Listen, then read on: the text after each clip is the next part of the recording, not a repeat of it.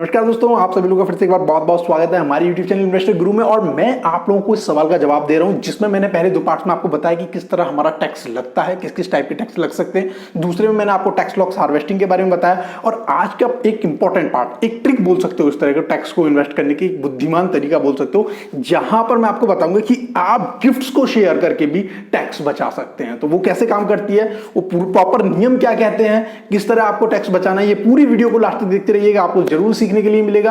और कैसे गिफ्ट करते हैं वो ऑलरेडी वीडियो में बना चुका हूं। तो दोस्तों, अगर अच्छा लगे तो जल्दी से, अगर अभी तक सब्सक्राइब नहीं किया तो पहले नीचे जाओ, जल्दी से YouTube इन्वेस्टर गुरु को सब्सक्राइब करो। और हाँ, अपने जान पहचान के सारे दोस्तों में ये वीडियो जरूर शेयर करना, क्योंकि बहुत ही लाजवाब काम की वीडियो है।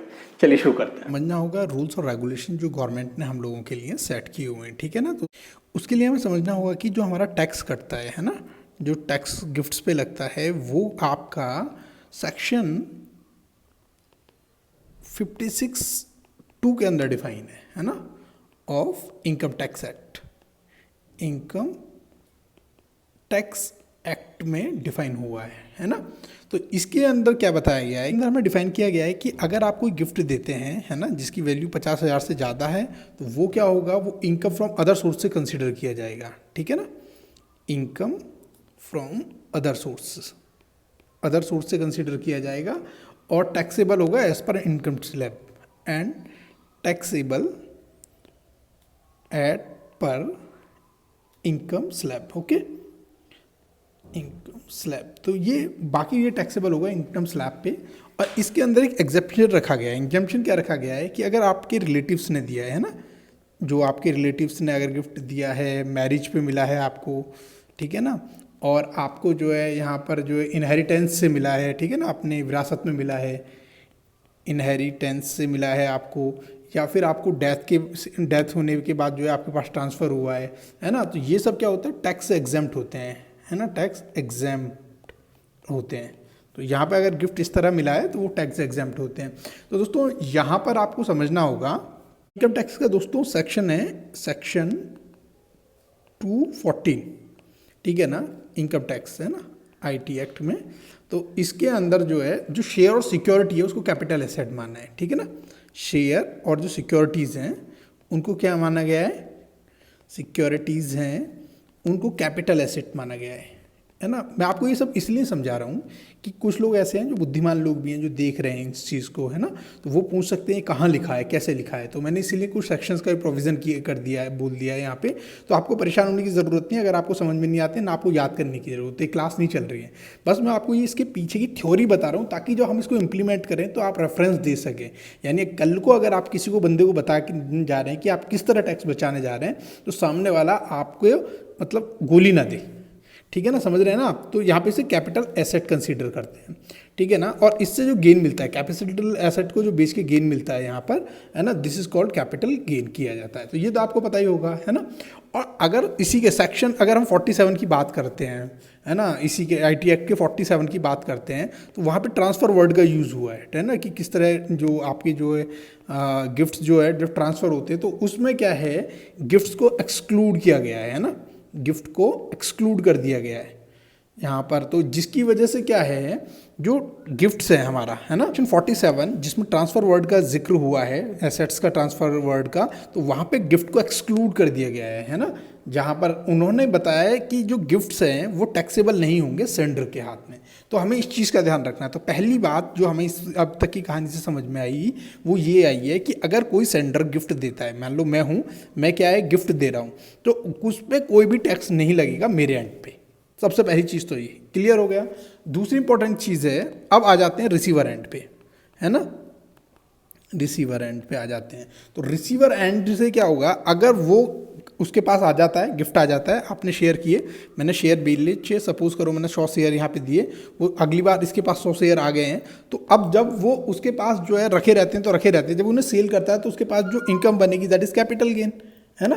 तो इनकम, यहाँ पर जो इनकम होगी, income from capital gain, capital gain, ठीक है ना, कैपिटल गेन है। तो और उसके लिए, कैपिटल गेन के लिए जो भरी जाती है ITR, वैसे आपको पता होगा ITR 2 भरी जाती है, ठीक है ना। तो यहाँ पर पता है, जब आप उसे सेल करोगे, उन शेयर्स को करोगे, तो आपका जो कैपिटल गेन होगा वो दो टाइप का होगा, जो मैं पहले भी समझा चुका हूँ, है ना, वो कौन सा है LTCG, और दूसरा मैं कौन सा समझा चुका हूँ यहाँ पर STCG, ठीक है ना, ये दो कैपिटल गेन मैं ऑलरेडी समझा चुका हूँ। तो अब क्या होगा जब दोस्त इसे बेचता है ना, अब रूल समझना, जब ये रिसीवर उनको बेचता है तो यहाँ पर दो चीज़ें इंपॉर्टेंट होती हैं। सपोज करो मैंने क्या किया, मैंने अपना शेयर खरीदे और शेयर खरीद के अपने पास रखे 1 साल तक, ठीक है ना, 1 साल बाद मैंने ट्रांसफ़र कर दिया अपनी मदर को और उन्होंने 1 महीने बाद बेच दिए, तो टोटल वो कितना है, टोटल टाइम पीरियड जो उसका कंसीडर होगा वो मेरी डेट ऑफ परचेज से कंसीडर होगा। और जब वहाँ पे गेन निकालेंगे तो जो कॉस्ट होगी वो कॉस्ट होगी जो मुझे पड़ी है, समझ रहे हो ना। तो इसकी जो डेट ऑफ परचेज होगी, है ना, वो कौन सी होगी, वो डेट होगी जो मेरी डेट है ना, प्रीवियस ओनर, जो भी पहले प्रीवियस ओनर था। अब ये LTCG और STCG के लिए हमें टाइम पता होना चाहिए ना, कब खरीदा गया है वो, तो उसकी जो है वो डेट काउंट होगी इसके हिसाब से, प्रीवियस ओनर के हिसाब से। और जो कॉस्ट निकल के आएगी, है ना, कॉस्ट ऑफ यहाँ पर एक्विजिशन ऑफ शेयर्स की जो आएगी, है ना, तो वो कितनी आएगी निकल के, जो प्रीवियस ओनर की है वो ही निकल के आएगी, है ना। तो चलो एक एग्जांपल लेके इसको समझने की कोशिश कर रहे हैं। सपोज करो मेरे पास 10 HDFC के शेयर थे, है ना, उनको मैंने खरीदा, ठीक है ना, और मैंने 2000 के रेट में खरीदा था, ठीक है ना। उसके बाद मैंने उसको क्या किया, अपनी मदर को दे दिया, है ना, मदर को गिफ्ट कर दिया। अब वो कितने के मदर के पास पहुंचा है, वो जाके वो 10 शेयर मदर के पास चले गए। अब मदर ने क्या किया, उनको सेल कर दिया, ठीक है ना। वो कितने के रेट से किया, 3000 के रेट से किया है। तो अभी इनकी टोटल कॉस्ट कितनी पड़ी थी मेरे को परचेस करने के टाइम पे, यहाँ पे 20,000 रुपये पड़ी थी उनको परचेस करने के लिए। इधर माने जो इसको बेचा है वो कितने में था, 10 × 3000 यानी 30,000 आपको यहाँ पे उनको होगी। तो अब जो मेरा होगा, अब क्या किस टाइम पीरियड, मेरा जो खरीदने का टाइम पीरियड था उस डेट से जब मैंने बेचा उस टाइम के पीरियड का जो गेन होगा, अगर वो 12 महीने से कम है तो वो STGC है, 12 महीने से ज़्यादा है तो वो हो गया लॉन्ग टर्म कैपिटल गेन। और जो आपका गेन निकल के आया माँ का, वो कितना निकल के आएगा, 30,000, 30 के माइनस 20 के, ये आपका निकल के आएगा 10 के। तो उनका जो गेन होगा 10 के होगा, और ये जो 10 के होगा ये माँ के एंड पे टैक्सेबल होगा, है ना, ध्यान रखना। जो ये गेन निकल के आया है, this is taxable at receivers end, है ना। हमारे यहाँ इलेक्ट्रॉनिक्स में रिसीवर को RX लिखते हैं, तो मैंने भी यहाँ RX लिख दिया है। तो रिसीवर के एंड पे जो टैक्सेबल होता है, ठीक है ना। तो अब जो है यहाँ पर क्या करना है, अब वही दिमाग आपको दिखाना है कि करना क्या है कि अपनी सिक्योरिटीज़ को अपने पास रखो और उनको जब सेल करने का टाइम आए उसको क्या करो, अपने किसी रिलेटिव के साथ गिफ्ट कर दो। मतलब कैसे करना, कैसे, जैसे केस स्टडी लेते हैं वही वाली जो हमें दी थी, उस बंदे का कितना 8.85 लाख गेन था, अब उसे करना है। तो सपोज करो उसका 1 लाख तो था शॉर्ट टर्म कैपिटल गेन था, है ना, और 1.85 कितना था यहाँ पर लार्ज टर्म कैपिटल गेन है। अब यहाँ थोड़ा सा आपको दिमाग ला के परमुटेशन कॉम्बिनेशन भिड़ाने हैं। 1 लाख तक का तो गेन आप भी बुक कर सकते हो, तो क्या करो, शॉर्ट टर्म, है ना, शॉर्ट टर्म वाले सारे शेयर ट्रांसफ़र कर दो, शॉर्ट टर्म का जो भी गेन है ना, उसको अपने में बुक ना करके उसको ट्रांसफ़र करो मदर एंड पे, है ना, शेयर को ट्रांसफ़र कर दो, शेयर ट्रांसफ़र कर दो अपने रिलेटिव को, अब ना ट्रांसफ़र कर दो, माँ को कर लो, क्योंकि इन पे कोई वो टैक्स नहीं है ना। मतलब अगर मदर को देते हो या फिर वाइफ को देते हो, ब्रदर को देते हो, जिनसे ब्लड रिलेशन से उनको देते हो, कोई दिक्कत नहीं है ना। दूसरे को भी देते हो तो कोई दिक्कत नहीं है, लेकिन अगर 50,000 से ऊपर दोगे, है ना, जो मैंने यहाँ पे बताया था आपको, अगर आप 50,000 से ऊपर दोगे, दूसरे को गिफ्ट करोगे, तो वो क्या होगा, वो गिफ्ट जो है टैक्सेबल होगा, उसकी रिसीवर की इनकम में चढ़ जाएगा, है ना। सपोज करो 1 लाख के शेयर दिए तो 50,000 इनकम हो जाएगी दूसरे के एंड पे, लेकिन फिर भी आपको फायदा है अगर सामने वाला बंदा टैक्स देता है, क्योंकि 2.5 लाख तक का स्लैब ना एकदम खाली रहता है, उसमें कोई भी गेन नहीं, सब चलता है। तो अगर आपने 1 लाख का भी दूसरे को बंदे को ट्रांसफ़र किया और उसने 50,000 ITR में दिखा भी दिया कि उसको गिफ्ट मिला है ना, तो फिर वो क्या है, इनकम में चला जाएगा, तो वो उसको आराम से बेनिफिट ले सकता है वहाँ पे, क्योंकि उस पर तो 2.5 लाख तक तो कोई टैक्स देना नहीं है ना। तो उसके बाद जो है यहाँ पर ये टैक्सेबल रिसीवर एंड पे, तो ये समझ में आ गया ना।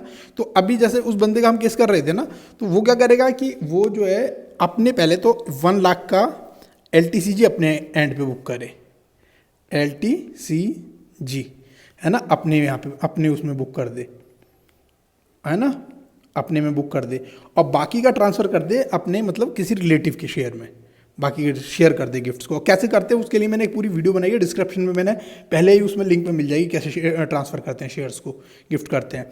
फिर उसके दोस्तों 1 लाख का अगर उसने बुक कर लिया अपना प्रॉफिट, तो टैक्स फ्री हो गया उसका 1 लाख।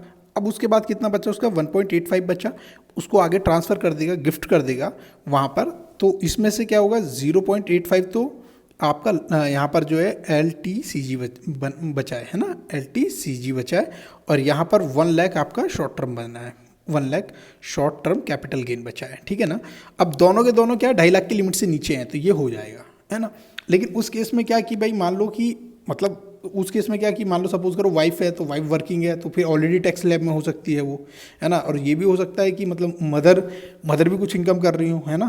तो मतलब फिर आपको खुद ढूंढना है वो, मतलब जहाँ पे ट्रांसफ़र करना हो किसी रिलायबल बंदे को, ऐसा नहीं किसी को भी कर सकते हो। बट एक ये तरीका बता रहा हूँ मैं आपको कि बस आपको मैनेज करना पड़ेगा, अपने फाइनेंशियल एडवाइजर से पूछना कि वो किस तरह मतलब मैनेज करना है, क्योंकि उसकी ITR भी फिर फाइल करनी पड़ सकती है आपको, ठीक है ना। तो ये जो तरीके हैं वो मैंने आपको बता दिए हैं, ठीक है ना। उम्मीद है दोस्तों आपको समझ में आ गया होगा। लेकिन यहाँ पर एक चीज़ बहुत इंपॉर्टेंट समझने वाली है, that is called clubbing of income, है ना। ये बहुत ज़रूरी है, इंपॉर्टेंट समझना, क्लबिंग ऑफ इनकम, है ना। दोस्तों ध्यान रखना, पैसा आपके पास उतना ही टिकेगा जितनी आपके पास नॉलेज होगी, अदरवाइज आपके पैसे पे कोई और राइडिंग कर रहा होगा, ठीक है ना। तो कई बार मतलब आपका पैसा है ना, आप ही टेंशन ले सकते हो, इसके लिए आपको मेहनत करनी पड़ेगी, सीखना पड़ेगा, कंटिन्यूस सीखना पड़ेगा, है ना।